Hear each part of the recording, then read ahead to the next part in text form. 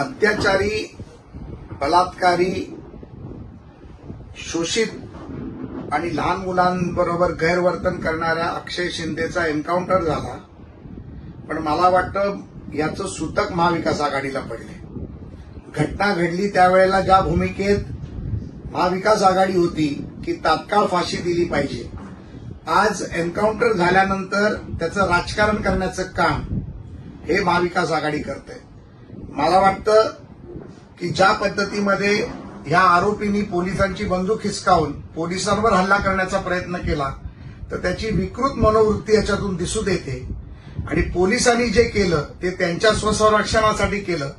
पोलिसांवरती अशा प्रकारे आपण संशय घेऊन आपल्या राज्याच्या पोलिसांवरतीच आपण एक कुठेतरी गडद असे ढग निर्माण करतोय. त्यामुळे जे झालं त्याचं निश्चितपणे आम्ही समर्थन करतो आणि नराधमाला जी शिक्षा झाली त्याचं देखील आम्ही समर्थन करतो.